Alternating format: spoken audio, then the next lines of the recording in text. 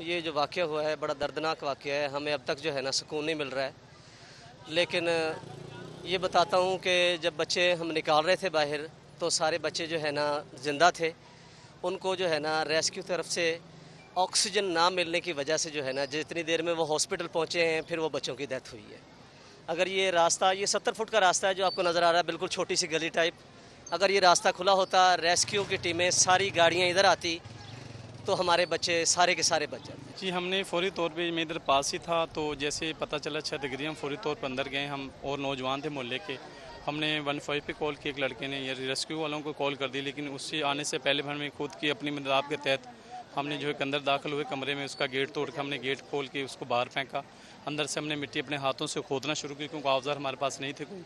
हाथों से मैंने मिट्टी खोदना शुरू की तो 5-7 बच्चों को हमने ज़िंदा निकाल लिया था 5 मिनट के अंदर अंदर। तो उनको हमने पानी वगैरह पिलाकर उनको ऑक्सीजन दी, अपने मुंह से ऑक्सीजन देकर उनको फ़ौरी तौर पर हमने अस्पताल पहुंचाया। रेस्क्यू वाले भी जल्दी आ गए थे। उसके बाद फिर पता नहीं था कितने बच्चे हैं, ना ये पता था कि ये ट्यूशन सेंटर है। तो फिर हम बता रहे हैं, हम पूछते कि कितने बच्चे के, बस हम मेरा बच्चा है, मेरा बच्चा भी है। फिर हमने देखा कि जहाँ जहाँ हमने खुदाई नहीं की वहाँ से दोबारा हमने खुदाई शुरू की।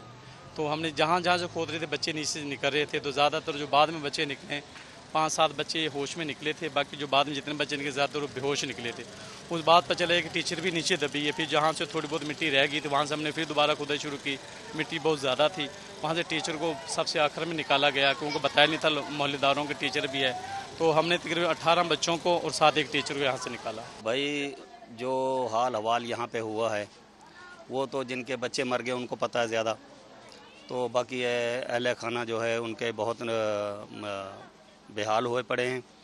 और यहाँ पे जो है ज़्यादा जो है गलती जो है मकान वालों की भी है कि जब मकान कच्ची छत है तो उसके ऊपर जो है ना ये मटेरियल डालना तो नामुनासिब था।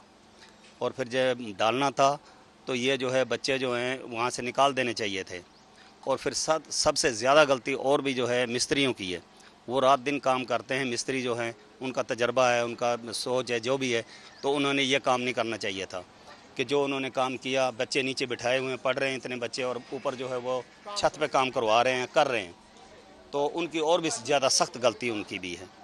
तो लिहाजा जिनके बच्चे मर गए उनको पूछना तो उनको चाहिए कि भाई क्या हाल हुआ है, उनके साथ क्या हो रहा है।